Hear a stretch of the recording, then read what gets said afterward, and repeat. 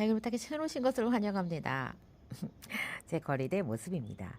오늘은 여러분께 이제 초보자님들이 좀 많이 이렇게 계셔서 다육이 번식하는 거, 다육이 번식에 대해서 이야기를 하고자 합니다. 잎꽂이, 다육이 잎꽂이 하는 법. 잎꽂이가 초보맘들한테는 제일 궁금해. 우리는 이제 안 하지. 웬만하면. 그리고 일부러 안 하죠. 일부러 안 하고 어떻게 해요? 애들이 어쩔 수 없이 잎이 떨어졌을 때 그때 그냥 툭 던져 놓는 거지, 우리가 막 애지중지 잎꽂이를 하려고 하지 않잖아요. 이제 잎꽂이를 어떻게 하는지 한번 이제 이야기 들어볼게요.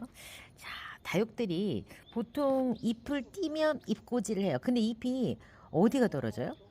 마지막 입장이 보통 떨어지지, 생뚱맞은 중앙 입장에 떨어지지 않죠. 그래서 자, 잎꽂이에 대해서 한번 이야기를 한번 해볼게요. 자, 이렇게 잎을 띄어서 두면 잎 끝에서 이렇게 아기가 올라와요. 이렇게 올라옵니다. 계절에 따라서 얼마만큼의 시간이 걸려서 올라오는지는 알 수 없죠. 이게 이제 잎꽂이. 이게 이제 잎꽂이라고 하죠. 자, 다육이 말고도 다른 식물들이 일부 이게 잎꽂이가 되는 걸로 알고 있는데요. 자, 잎꽂이 요것도 있고, 자, 요 정도, 그 다음에 요 정도, 요렇게. 요것도 지금 잎꽂이. 그 다음에 여기도 보면 이렇게 잎꽂이.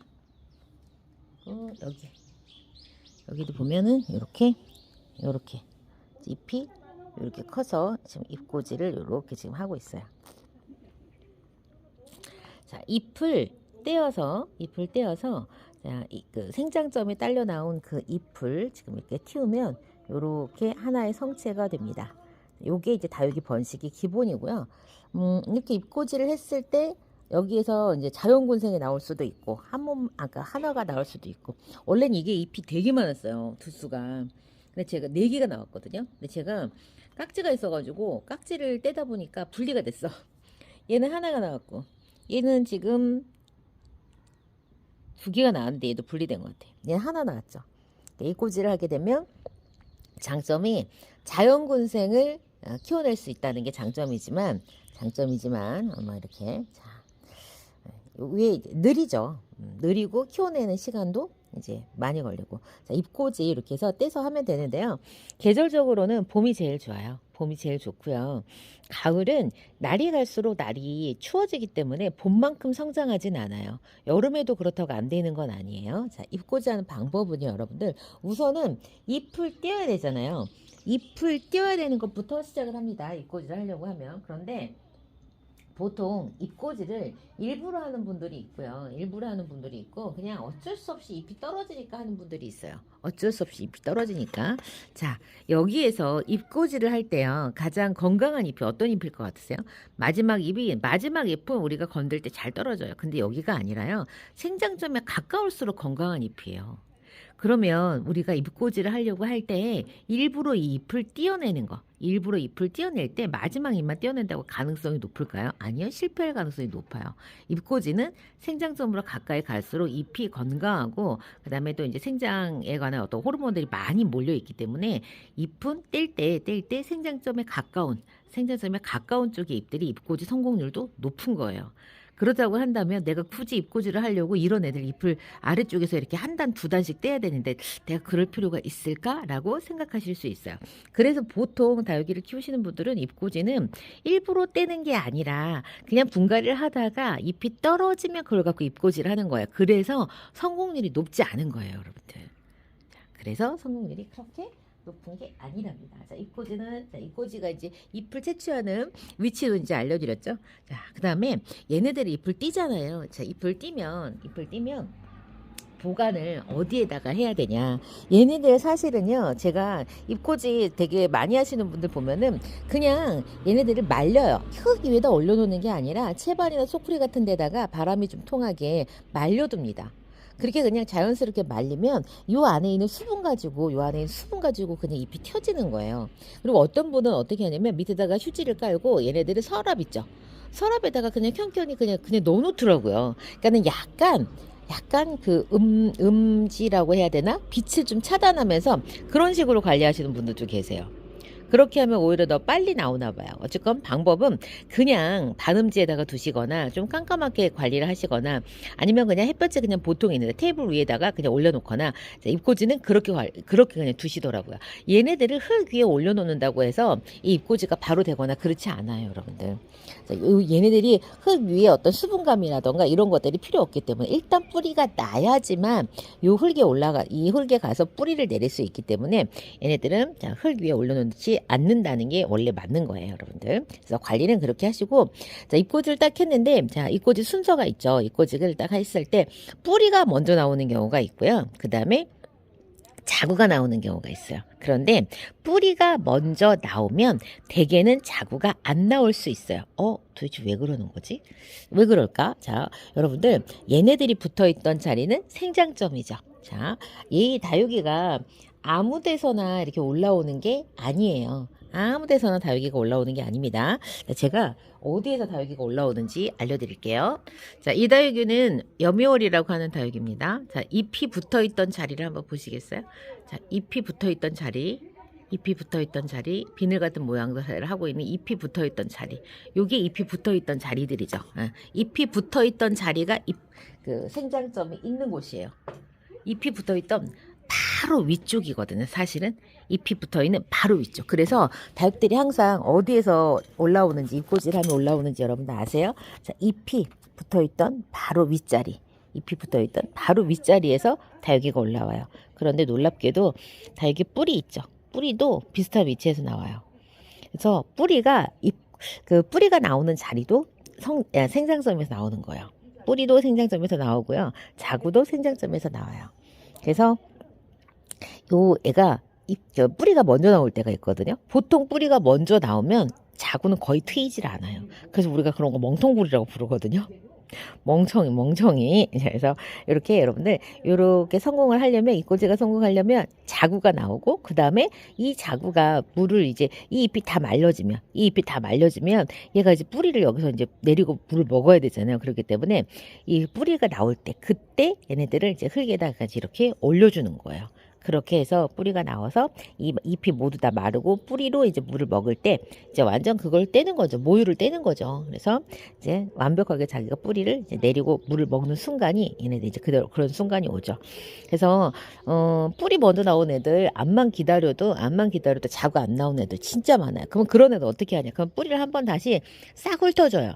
그러면 또 자구가 올라올 수도 있다고 하더라고요. 뭐하러 그렇게까지 해요? 이제는 안 하거든요. 근데 시작하시는 분들 할 수 있어. 왜냐면 잎이 하나가 너무너무 소중하거든. 그래서 그렇게 한번 해보세요. 뿌리가 먼저 나왔다. 기다렸는데 자구가 안 나온다. 그러면 뿌리를 싹 다 뜯어내요. 그런 다음에 다시 이제 생장점에 자극을 줘가지고 자구가 나올 수 있도록 한번 해보시면 돼요. 그래서 요렇게 한 다음에 언제 뭐 정식을 하고 하냐? 자, 요 정도 이렇게 크면 흙 위에 살짝 올려주고요. 물은 항상 촉촉하게 뿌려줘야 돼요. 물은 항상 촉촉하게 이제 이렇게 관리를 해주셔야 이 애기들이 물을 먹고 이제 쑥쑥 큽니다. 어느 순간 말리면 얘네들이 성장을 하기가 힘들거든요. 그래서 잎꽂이는 이제 이렇게 해서 하시면 돼요. 그래서 잎을 채취하는 위치 자체가 되게 중요하고요.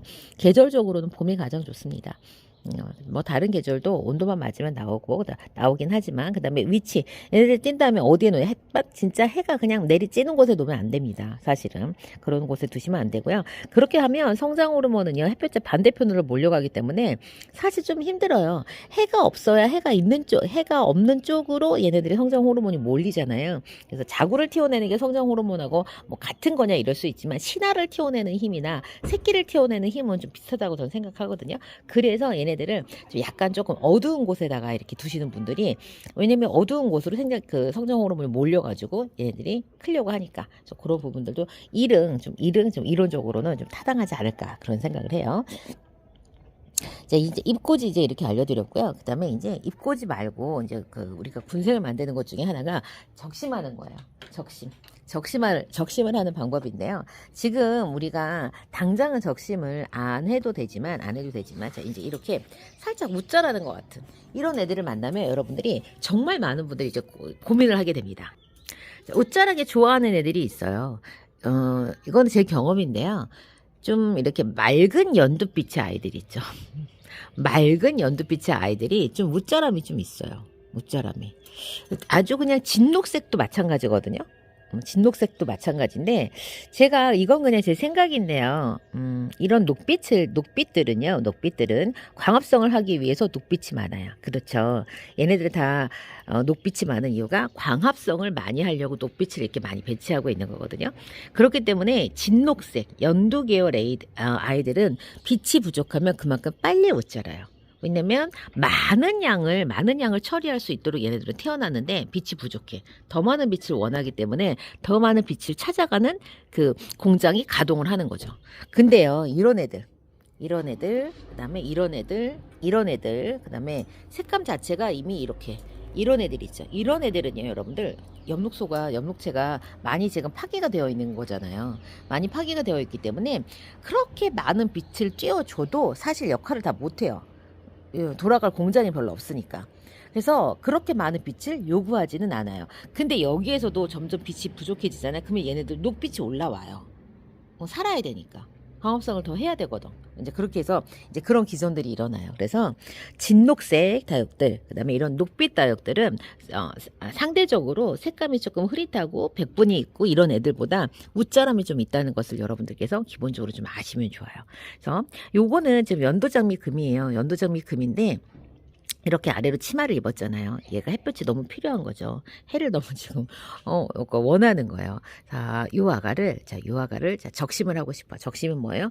깊이 아주 깊게 펀칭을 해서 딱 잘라내는 거예요. 너무 꼴배기 싫죠. 아래로 치마를 입었어. 그러면 이만큼을 잘라내. 아직 못 자라지 않은 부분을 탁 잘라내서 윗단과 아랫단을 같이 키우는 거죠. 위는 어떻게 돼요? 로제트 하나가 그대로 남고 뿌리는 없죠. 이제 뿌리를 내려야 되는 거고요. 아랫단은 어떻게 돼요? 상단에 생장점이 사라졌기 때문에 기존에 잎이 붙어있던 그 인근 자리에 뭐가 나와요? 자구가 트이면서 적심 군생이 될 수가 있는 거죠. 자, 이게 바로 적심이에요. 적심이고 꼬집기는요. 이제 꼬집기는 얘는 꼬집기가 바람직하지 않지만 생장점 주변, 생장점 딱 조그마한 잎들 있죠. 신화, 새로운 잎들, 순이에요. 새 순을 지르는 거예요. 없애는 거죠. 새 순만 몇 개만 쏙 따는 거예요. 그러면은 생장점이 어떻게 돼요, 여러분들? 적심을 하게 되면 목대가 굵게 나오죠. 목대가 굵게 지금 적심을 딱 하게 되면 수영을 상상을 하셔야 돼요. 얘 목대가 지금 이렇게 굵은데 적심을 딱 하면 이렇게 굵은 목대 주변으로 아이들이 달리면서 목대만큼 이게 지금 얘네들이 이 목대의 사이즈를 둘레로 해가지고 자연군생이 되는 거. 근데 순지르기를 하게 되면 어떻게 생장점이 순은 진짜 이만큼밖에 안 돼. 아주 작은 이 공간에서 여러 애들이 생겨. 그럼 어떻게 돼요? 마치 자연군생인 것 같은 그런 착각이 들게끔 아주 얇은 목대 주변으로 애들이 막 생기죠. 그럼 어떻게 해요? 꼭 자연군생처럼 보여요. 그게 바로 순지르기의 장점이에요. 대신에 뭐밖에 없어요? 상단은 없죠. 적심과 다르게 상단은 없어져요. 상단은 없어지고 그냥 오로지 하단에서 이제 군생이 모여지는 게 아주 그냥 빠글빠글하게 딱딱 촘촘하게 모여갖고 자연군생인 것처럼 보이는 그런 장점이 있는 게 바로 순지르기예요. 자, 이게 이제 우리 다육이 기본적으로 군생 번식을 하는 기본인데 오프셋이라고 해갖고 자구를 그냥 띄어가지고요. 자구를 띄어서 각자의 몸으로, 이건 지금 여러분들 군생 만드는 방법이 아니라 번식이 기본이에요. 얘를 탁탁탁탁 다 띄어가지고 하나 심어두면 어떻게 돼요?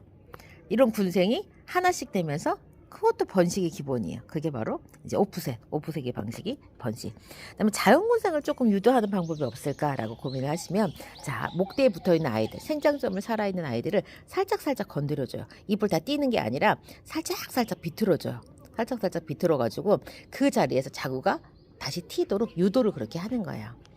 저는 그게 그렇게 성공률이 높지는 않더라고요. 성공률이 그렇게 높지는 않아서 별로 그렇게 하고 싶지는 않아요. 그런 방법을. 그리고 그 자리에 자구가 나왔을 때 이쁠지 안 이쁠지도 상상을 해야 돼요. 지금 보시면 목대에 있는 애들이 생뚱맞게 중간에 자구가 나와서 목대가 이렇게 길어진다고 생각해 보세요. 그게 예쁠까요?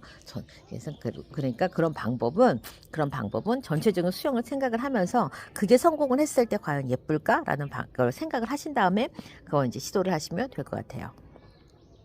자, 오늘은요.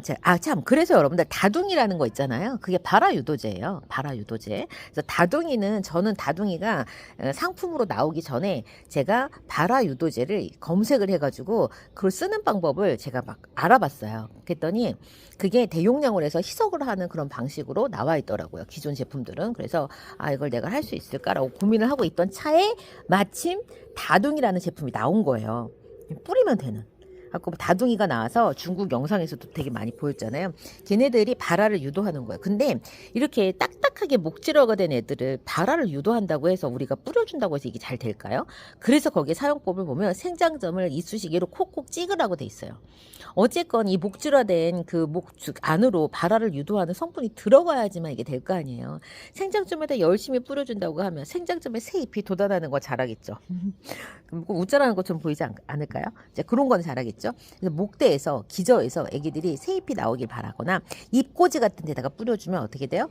이게 발화 유도제이기 때문에 새잎을 틔우는데 도움을 되겠죠. 왜냐면 요거는 이미 나와 있는 거예요. 발화를 유도하는 호르몬이 어떤 건지 연구를 해가지고 발화 유도제를 만든 거기 때문에 여러분들께서 용법이라던가 사용법을 제대로 하시면 그건 반드시 효과가 있어요. 반드시 효과가 있으니까 그런 부분들도 참고를 해보세요.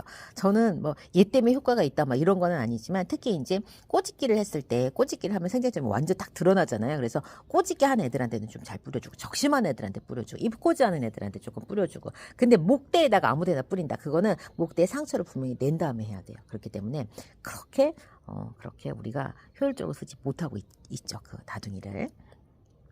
자, 오늘은요, 우리 초보 다육맘들을 위해서 다육이 번식하는 방법에 대해서 제가 이야기를 드렸는데요. 이게 제가 지금 말로만 이렇게 설명을 해가지고, 이게 진짜 그렇게 하는 건가라고 좀 헷갈리실 수 있어요. 제가 기회가 되면은 또 하나하나 또 세분화 해가지고 여러분께 또 알려드리도록 하겠습니다. 대략, 이런 방법들이 있구나라고 아시면 또 그것 또한 도움이 되니까 여러분들 참고해서 나중에 또 도움이 되셨으면 좋겠어요. 오늘 여기까지. 전 다음 시간 다시 봬요. 안녕히 계세요.